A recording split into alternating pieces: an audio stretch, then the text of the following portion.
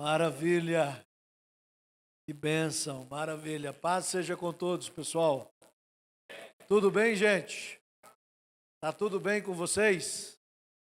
Estou muito feliz de estar com os irmãos, feliz da companhia do pastor Cleito, da pastora Hilda, que trabalha conosco na Casa de Atos, ali em Goiânia, do Lucas, que está ali cuidando do nosso material, camisetas dos nossos projetos.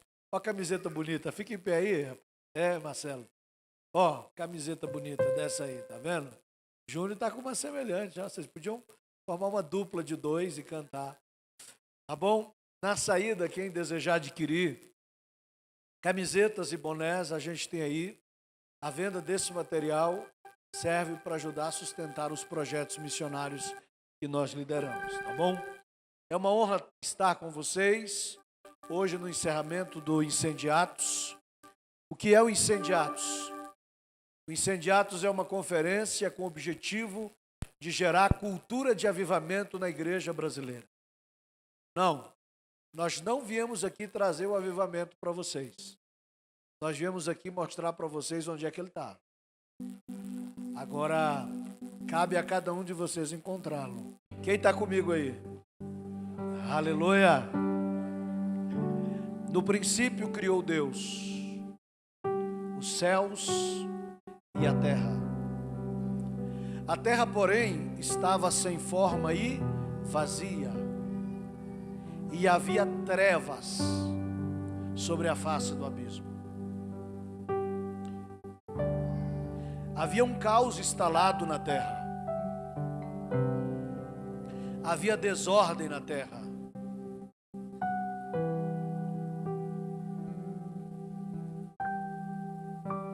Havia trevas por todos os lados. Um caos, desordem. Mas havia algo acontecendo muito especial, porque o Espírito de Deus pairava sobre a face das águas, como a galinha que paira sobre os ovos, gerando o milagre da vida. O Espírito está preparando a natureza para o que vai acontecer depois. No espetáculo do Gênesis,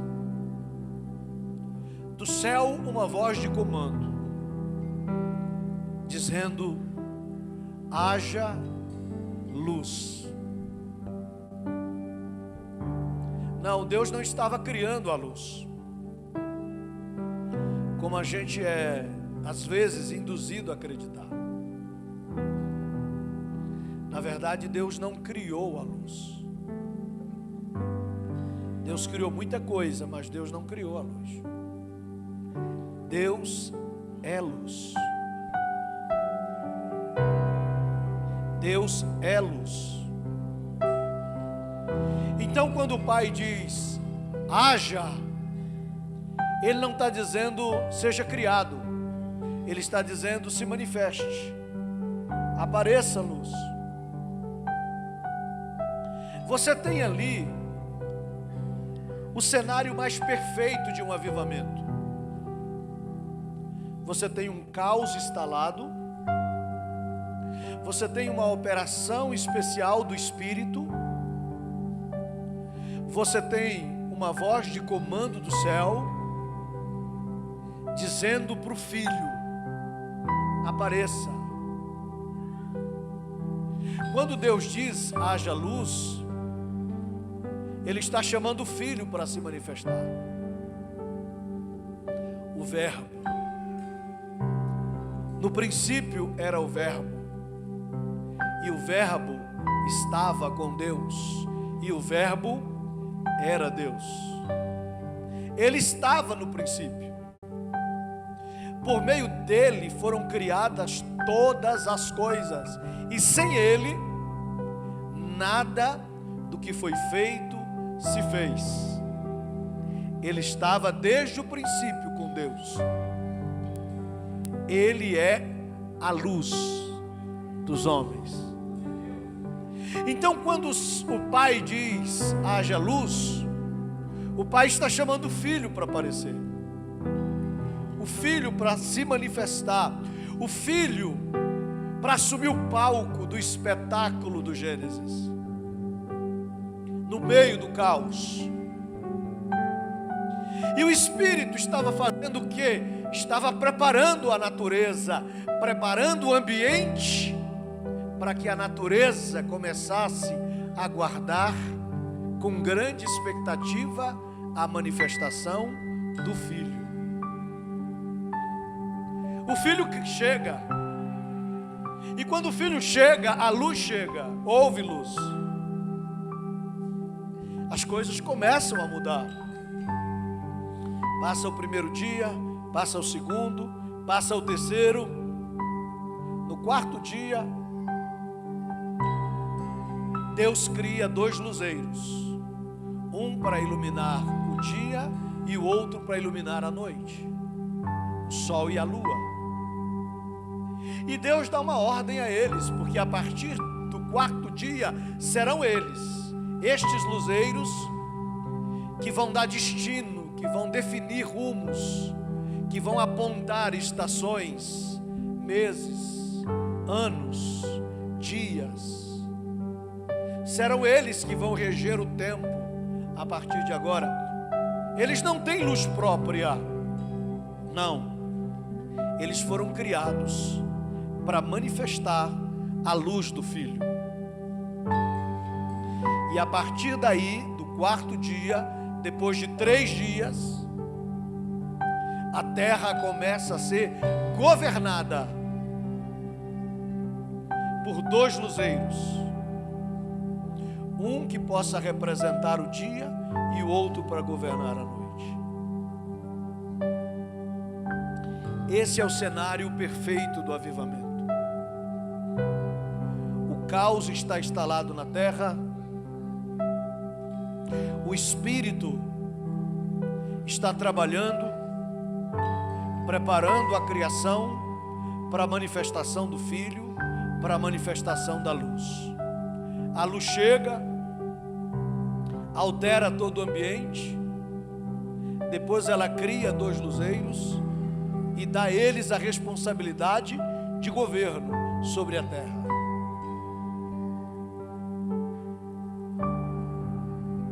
O Novo Testamento é a repetição do Gênesis. A luz chega, palmilha entre nós, dizendo: eu sou a luz do mundo. Quem me segue não andarás em trevas, pelo contrário, terá a luz da vida. Ele caminha conosco em seu ministério por 1 ano, por 2 anos, por 3 anos, e depois de 3 anos, ele chega para a igreja e diz: quem vai brilhar agora é vocês. Vocês serão os meus luzeiros na terra. Vós sois a luz do mundo. Cabe a vocês agora estabelecer o reino de Deus na terra.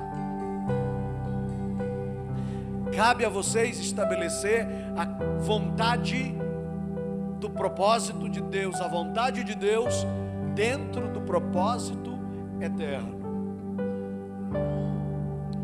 Qual é a vontade de Deus dentro do propósito eterno? Um dia Jesus disse assim: olha, respondendo à pergunta dos discípulos, o pedido deles, eles eram tão impressionados com a vida de oração de Jesus, que eles não pediram para Jesus ensiná-lo a pregar, ou fazer milagres, ou andar sobre as águas, ou ressuscitar mortos. Ele sabia que tudo isso era consequência de uma fonte, de um segredo, porque eles viam Jesus se retirar para o seu lugar secreto, estar em intimidade com o Pai, antes de se manifestar na terra. Impactado pela vida de oração de Jesus, os os discípulos disseram: Senhor, ensina a gente a orar. Ensina a gente a orar, a gente quer orar, aprender a orar. Bem, orar pode ser uma coisa simples, mas parece ser simples e ao mesmo tempo encantadoramente complexa, porque quem andou 3 anos e meio com Jesus diz: Senhor, ensina a gente. Então deve ter mais coisas aí do que simples, senão não havia necessidade de se aprender. E Jesus disse assim: eu vou ensinar vocês a orarem. Estou parafraseando. Quando vocês forem orarem, vocês dizem assim: Pai nosso, que estás nos céus, santificado seja o teu nome, venha a nós o teu reino, venha a nós o teu, venha a nós o teu, seja feito a tua aqui na terra, assim na terra, como ela é feita nos céus.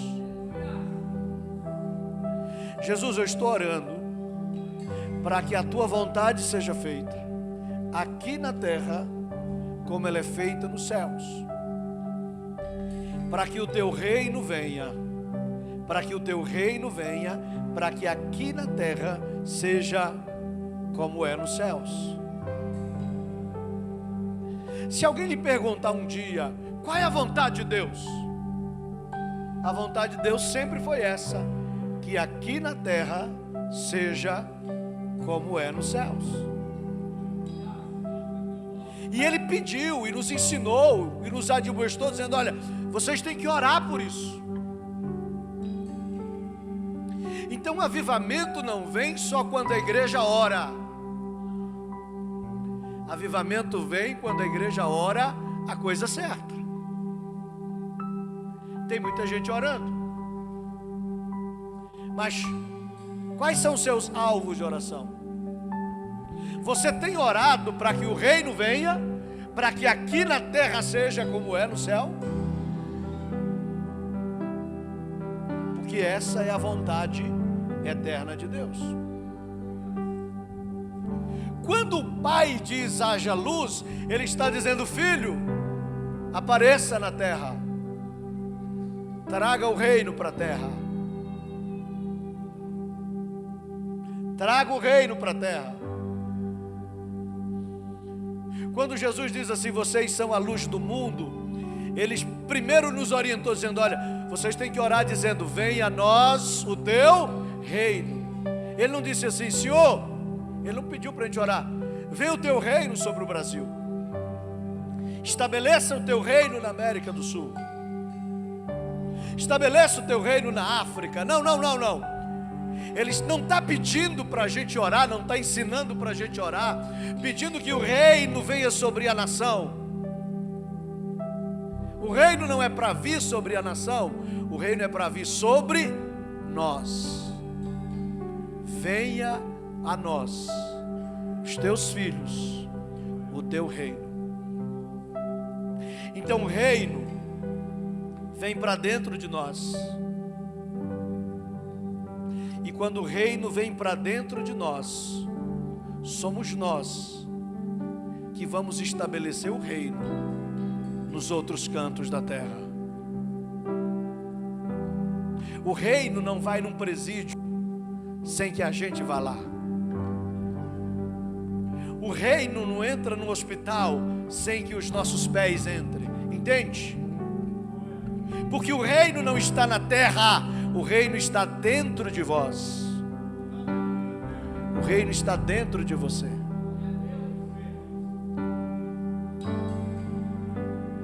Vocês são a luz do mundo. Eu sei que a gente não entende muito esse negócio de luz do mundo. Nossa geração não sabe o que Jesus estava dizendo sobre luz, porque nós somos da geração da tecnologia. Então luz para nós é essas lâmpadas eletrônicas, LEDs, lanternas. Isso para nós é luz. Mas quando Jesus disse vocês são a luz do mundo, Ele não estava falando isso. Porque isso não existia nos dias dele. Nos dias dele, só existia um elemento que produzia luz, e não era energia elétrica. O único elemento que produzia luz nos dias de Jesus era o... Me ajuda, gente. O fogo. Então, quando ele fala de luz, ele não está falando de lâmpada, ele está falando de fogo. Quando ele fala de luz, ele não está falando de LED, ele está falando de fogo. Vocês são o fogo que vai incendiar a terra. É isso que ele está falando. João 5,35, Jesus faz talvez a mais perfeita apresentação sobre João Batista. João Batista se apresentando, ele era a voz do que clama do deserto. Mas quando Jesus apresenta João, em João 5,35, sabe o que Jesus fala? João era uma candeia que queimava e iluminava. Diga, João queimava e iluminava. Qual é o problema da nossa geração? Nós somos uma igreja que quer iluminar sem queimar. Não se transporta fogo sem ser queimado. Se você quer de fato um avivamento sobre o Brasil, você precisa pegar fogo, meu irmão. Você entende o que eu estou dizendo? O Brasil está vendo talvez uma das semanas mais críticas dos últimos anos. Paralisação geral. E eu vejo pastores, obreiros, crentes de um modo geral, postando tudo nos grupos de WhatsApp ou nos Facebook da vida. Eu só não vejo eles postando a coisa certa. O que eles não percebem é que Deus instalou um caos nesta nação, porque o Espírito de Deus está pairando outra vez sobre a face do abismo, preparando esta terra, esta nação, que aguarda com grande expectativa a manifestação dos filhos de Deus. Que o decreto de Deus saia em direção à igreja, e o Senhor diga para a igreja: apareça, brilhe, manifeste, chegou a hora, transporte labaredas de fogo aos quatro cantos desta nação, incendeie esse país com o fogo do avivamento.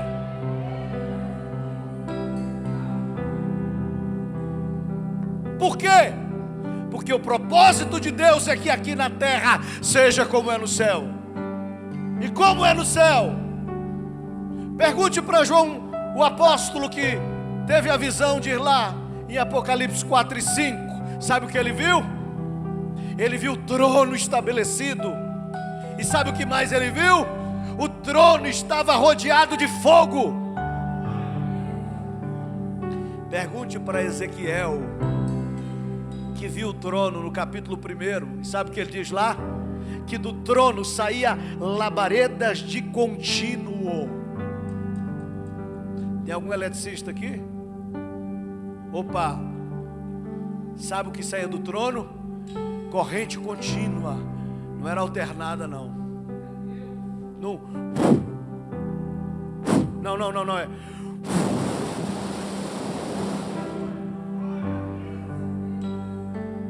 Labaredas de contínuo.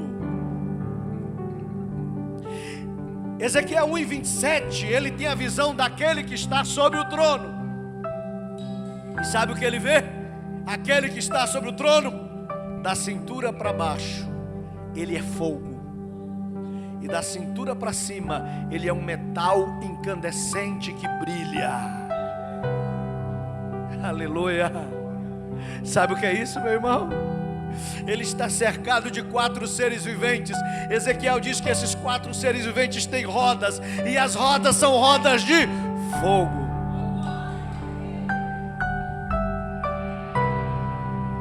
E o filho está focando o pai, de olho no pai.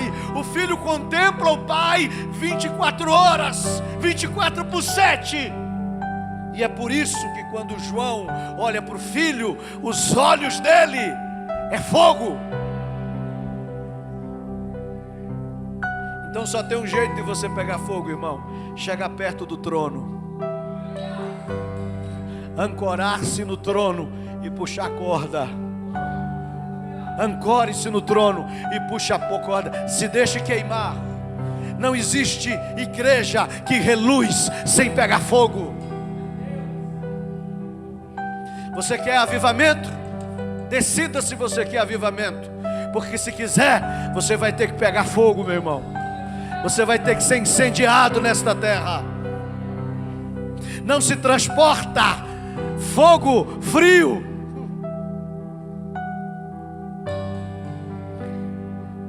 Oh, não dá para brilhar sem queimar.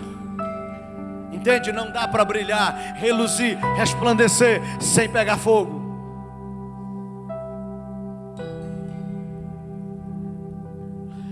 Eu creio que um avivamento de Deus está vindo aí. Se a igreja brasileira vai entender isso ou não, eu não sei. Se as igrejas locais do Brasil vão perceber isso, eu não sei. Mas eu sei que Deus está gerando um avivamento. E se as igrejas não estiverem atentas para ele, Deus vai se manifestar nos bares, nas boates, nos prostíbulos, nos estádios de futebol, onde quer que seja, mas Ele vai se manifestar outra vez. E quando o avivamento vier, muita coisa vai mudar. Porque depois que o fogo passa, meu irmão, o cenário é outro, muda tudo, muda a liturgia. A percepção do tempo muda. Primeira coisa que vai cair com o avivamento é o relógio. Mas antes de cair da parede da igreja, ele vai cair do seu coração. Não tem sentido ele cair dali sem cair daí de dentro primeiro. Paixão. A mulher de Lucas 7,36, sabe o que ela fez? Num jantar de um fariseu, ela lavou os pés de Jesus com as lágrimas. Você tem noção de quantas lágrimas são suficientes para lavar 2 pés, um par de pés sujos, empoeirados das estradas da Palestina? Sabe o que é isso? Não foi um negócio de pressa, não foi uma comida fast food. Foi um estado de quebrantamento, de fome, de paixão. Foi um coração incendiado pela presença dele.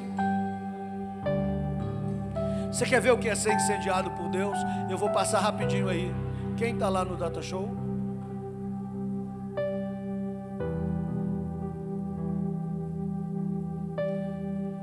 Eu quero que você conheça algumas histórias. Eu não vou dar aula de história aqui hoje, de avivamento, mas eu quero que você conheça algumas coisas que você precisa saber. Pode passar lá, o século do Espírito Santo. Porque a gente precisa saber se a gente realmente quer esse negócio de avivamento. Porque ele não vem dentro das nossas caixinhas. Ele não vem dentro dos nossos esquemas. O fogo do avivamento, ele quebra tudo. Ele faz cair por terra as nossas estruturas. Ele ocupa a primazia. Esse cara, Charles Fox, no final do século XIX, ele criou uma escola, a Escola Bíblica Betel. Primeiro ele criou uma escola em Topeka, depois na cidade de Houston, no Texas. E ele foi o primeiro, naquela virada de século, a falar sobre a terceira bênção, o batismo com o Espírito Santo. Até então ninguém falava sobre isso. O grupo de alunos dele, pode passar, tinha uma menina chamada Agnes Osma, uma jovem. Ela estudava naquele colégio e ela se apaixonou pela ideia do Espírito Santo. E ela perguntou para o Charles: você crê mesmo no que você prega? Ele disse: eu creio, embora ele mesmo nunca tivesse vivido a experiência do batismo com o Espírito Santo. Os alunos dele, do Charles Fox Parham, fizeram uma vigília na passagem de ano de 31 de dezembro de 1900 para 1º de janeiro de 1901. E já depois da meia-noite, já no século 20, ela pediu a ele que impusesse as mãos e orasse, porque ela queria ser batizada no Espírito Santo. Ela queria ser queimada pelo fogo de Deus. Sabe, a experiência foi tão forte. Volta uma tela, por favor. Aliás, primeiro passe a outra. Aí, o próprio Parra escreveu dizendo o seguinte: quando eu impus as mãos sobre ela e orei, eu mal havia completado 3 frases, quando a glória desceu sobre ela, uma auréola luminosa parecia envolver sua cabeça e o seu rosto, e ela começou a falar em chinês, sem ter a menor noção do que ela estava falando. Durante 3 dias, ela não conseguiu falar uma palavra em português, só em chinês. As pessoas, para entender o que ela estava vivendo, pediram para ela escrever, e ela escreveu em chinês. Durante 3 dias. O que ela escreveu foi publicado na época pelos jornais. Pode passar. Essa mulher foi uma chama, uma candeia que queimou e iluminou durante décadas. Depois, Charles Fox abriu uma escola em Houston. Pode passar. E lá um garoto, pode passar, depois eu volto para esse aí. Pode passar, pode passar, pode passar, pode passar. Um garoto negro, pode passar, chamado William Seymour, pode passar. Mais. Aí. Ele era filho de escravo, cego de um olho. Ele ouviu falar sobre o avivamento e ele se matriculou na escola bíblica Bethel de Houston. Ele não podia assistir a aula como os demais, porque ele era negro. Ele ficava na janela pelo lado de fora. Um dia, passando pelo corredor, ele perguntou para o Charles Fox: você crê no que você prega? Ele disse: eu creio, eu quero isso para a minha vida. Esse moço foi convidado para pastorear uma igreja em Los Angeles. Depois do primeiro sermão, a igreja demitiu ele, porque ele começou a falar sobre o batismo no Espírito Santo com dom de línguas. Perdido em Los Angeles, sem ter para onde ir, ele foi recebido, acolhido por uma família que morava na rua Bonnie Bray 214. E lá eles começaram uma reunião de oração em Los Angeles, porque essa altura já estava acontecendo um outro avivamento no país de Gales. O avivamento do país de Gales começou com um garoto de 13 anos, chamado Evans Robert. Ele começou a orar e dizer: Deus, derrama o teu Espírito Santo sobre mim, derrama o teu Espírito sobre o país de Gales. Ele orou por 13 anos.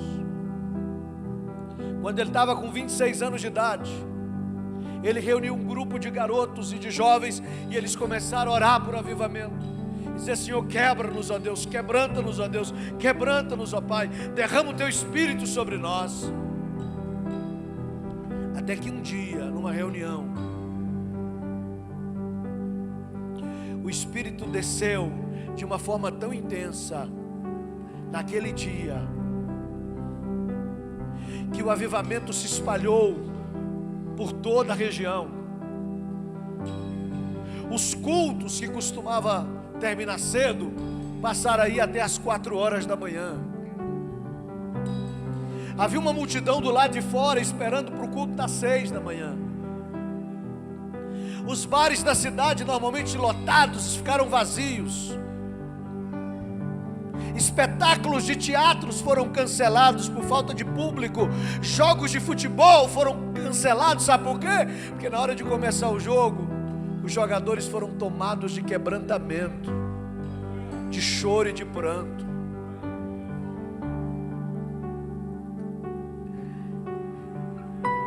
Em poucos meses de avivamento, 100.000 almas se renderam aos pés do Senhor Jesus.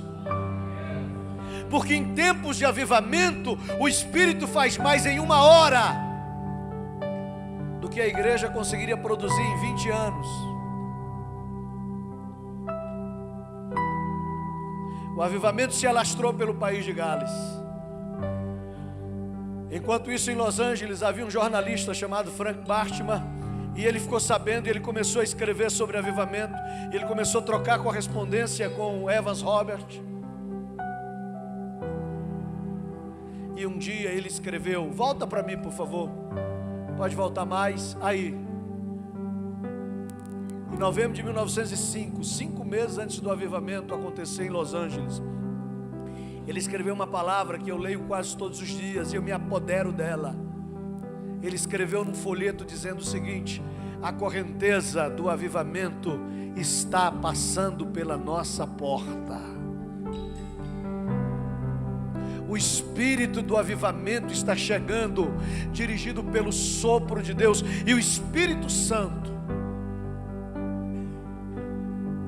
As nuvens estão se juntando outra vez, como no dia da criação, e o decreto de Deus está saindo dizendo: haja luz, apareça fogo, brilhe igreja, se manifeste igreja.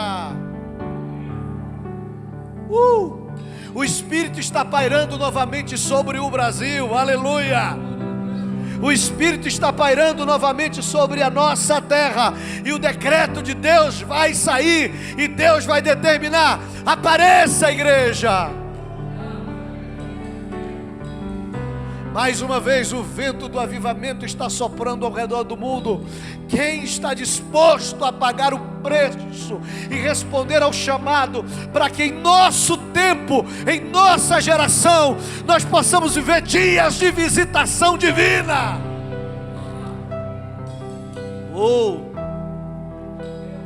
9 de abril de 1906, eles estavam orando na rua Bonnie Bray, uma reunião de oração liderada por o negro William Seymour, quando o avivamento veio. Uma menina chamada Jane, que não sabia tocar nada, foi tomada e começou a falar em línguas estranhas. Sentou no piano e começou a tocar divinamente bem, e tocou pelo resto da sua vida. Durante os primeiros dias do avivamento, na rua Bonnie Bray 214, as pessoas ligavam para o corpo de bombeiros vizinho, dizendo: olha, corra para cá, está acontecendo um incêndio, eu estou vendo labareda saindo do telhado da casa. Lotou a rua. Eles acharam um galpão velho, que era um estábulo velho, tinha sido uma antiga igreja metodista. Era só um depósito velho de material de construção que havia sofrido um incêndio. Eles limparam, tiraram carroças e mais carroças de entulho de dentro. Lá na esquina da rua Azusa 312, eles transferiram as reuniões para a rua Azusa. Ali estava começando o maior movimento pentecostal, o maior avivamento dos últimos 300 anos. Nós somos fruto disso. Você entende? Quer saber um pouco como era o avivamento Azusa? Pode passar. Pode passar. Pode passar. Pode passar. Como é que ele começou? Na rua Bonnie Bray. Uma testemunha escreveu: eles gritaram 3 dias e 3 noites. Era Páscoa. As pessoas vinham de todos os lugares. No dia seguinte era impossível chegar perto da igreja do Recanto do Sol. Quando as pessoas entravam, elas caíam debaixo do poder de Deus. E Anápolis inteira foi tocada. Eles gritaram até as fundações da casa cederem, mas ninguém foi ferido.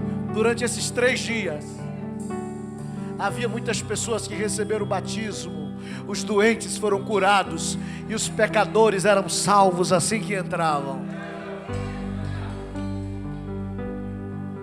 Gente vinha do mundo inteiro. Gente passava meses viajando de navio, porque não tinha internet, WhatsApp, Facebook. De repente Deus revelava para um pastor lá na África, dizendo assim: vá para Los Angeles. Deus aparecia em sonhos, e do mundo inteiro, pastores, pregadores, missionários começavam a vir. E sabe o que é bacana? É que Deus quebra protocolos. Sabe quem foram os pregadores de Azusa? Descendentes de escravos, gente analfabeta. E sabe os grandes pastores das grandes denominações? Tinham que vir, sentar num banquinho perto do chão, de chão batido, entrar numa casinha de teto baixo, para ouvir um adolescente ensinar sobre avivamento. Oh, aleluia! Você quer saber o que aconteceu em Azusa? Pode passar.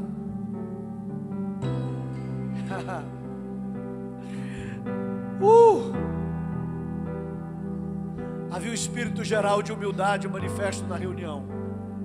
Eles estavam apaixonados por Deus.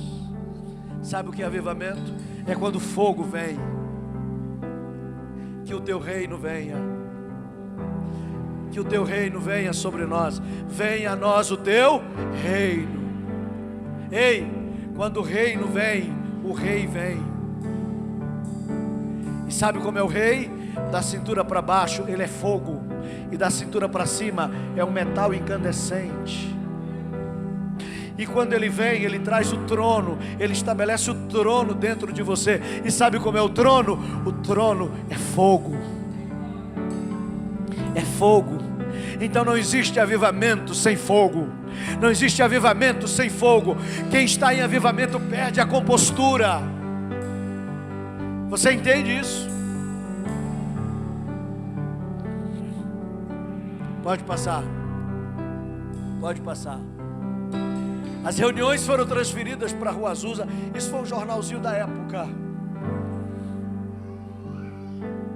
E desde então multidões estão vindo. Espero ver esse dia. As reuniões começam por volta das 10 horas da manhã. E mal consegue terminar antes das 20 ou 22 horas. 12 horas de reunião. Esse povo foi na cabana, pessoal. Eu sei que essa turma foi na cabana. Só pode. Às vezes vão até as 3 ou 4 da madrugada, 2 ou 3 da madrugada, porque muitos estão buscando e outros estão caídos no poder de Deus. Você tem noção do que o avivamento gera? Você precisa entender se você quer isso para a sua vida. Você pode levar uma vida medíocre, cristã, normal. Esqueça do avivamento. Porque se ele vier, meu irmão, esqueça. Ele vai quebrar tudo aquilo que você preza. Sabe o que João Batista disse? Que ele cresça e que eu diminua. Isso valia para João Batista, porque João Batista era uma candeia que queimava, iluminava. Isso não vale para você. Deus não quer que você diminua. Deus quer que você morra. Diminuir é pouco. diferente. Deus quer que você morra. Quem estava aqui ouvindo a pastora Celei na sexta-feira,